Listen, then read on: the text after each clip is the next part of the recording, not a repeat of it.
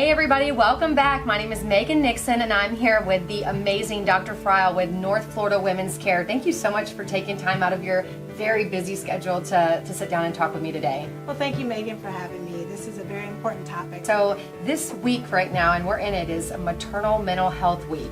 Tell us a little bit about, I kind of want to set the stage for the relevance there. I don't think everybody realizes how many women are actually affected by mental health problems or occurrences after they've delivered. Absolutely. Between 1 in 7 new mothers and more than 400,000 women per year, according to the American Congress of OBGYN, that was in 2016, they experience some type of perinatal or maternal anxiety or depression disorder. So it's very important for us to identify these women and try and reach out to help them. We have the spectrum of mental disorders that you should really think about.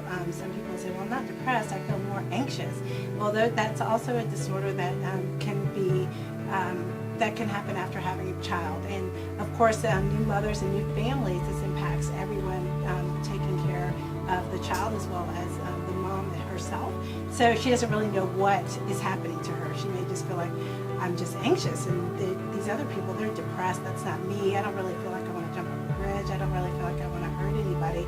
But you just have all this anxiety and inability to cope with daily activities, and you really need to let your healthcare provider know this. And so typically when somebody comes to you and they're sharing that they have some of these feelings, how do you differentiate between possibly a baby blues versus an actual, something that might go away within a month's time or something that might be a longer lasting symptom? Well, we use a diagnostic tool when you come into the office. There are screening questions that help us scale where you are in that continuum of, am I just a little depressed? Am I a little anxious?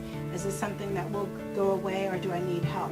Depending on where you score on that health information form, we decide whether we should refer you to a mental health provider, and oftentimes we work together, myself, the patient, and the mental health provider, to get you the best care that you need. It does take time, and I think physicians now, compared to years ago, have been more open to screening for depression and anxiety, even past that postpartum visit with their OBGYN. Yeah. So I know screening tests are something that's very new and relevant in today's world with everything that's going on with maternal mental health. Tell us a little bit about that here. Well, we try and use an objective type of screening tool to help assess the level of depression or anxiety within the patient, and that helps us to refer them to the right provider, whether it can be someone, your OBGYN or your primary care, or whether you might need a mental health provider, psychologist, or a psychiatrist. So that's what those tools are helpful with also.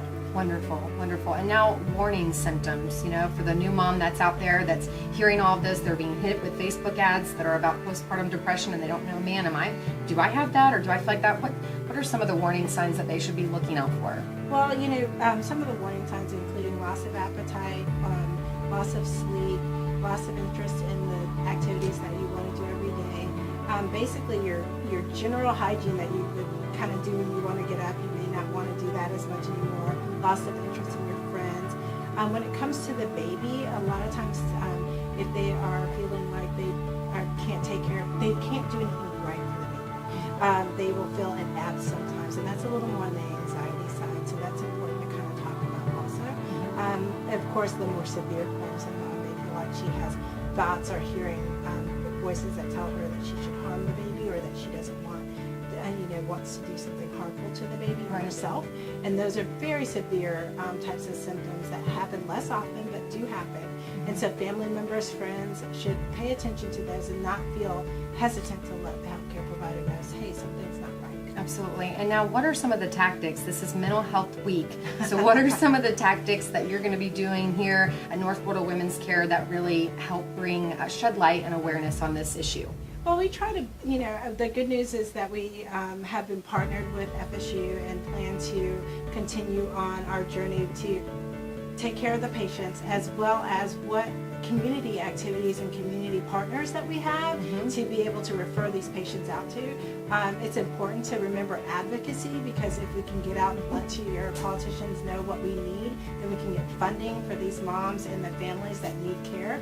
Absolutely. Absolutely. Now you've got some exciting news, not to share right now, but coming up about some studies that you've been working on with a doctor there, or a professor there at FSU? We are partnering with them on using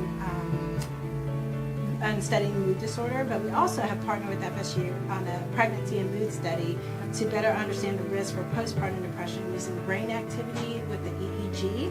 So our OB patients are actually now given the opportunity to participate in this volunteer study. The EEG is performed in the office by Dr. Greg Hajak, who's a professor of biomedical sciences and psychology and neuroscience at FSU.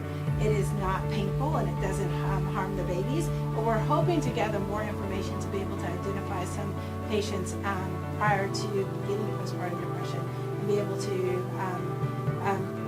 shed light on what we may hope to improve the quality of women in their pregnancies. Absolutely, that's wonderful. Well, now if a woman is out there and they're hearing this message, whether they be pregnant or in postpartum or so on and so forth, what is kind of your call to action to them? I know a lot of times a woman can feel like something might be wrong with them, and how do they fix that, and they don't necessarily want to seek the help that they might need.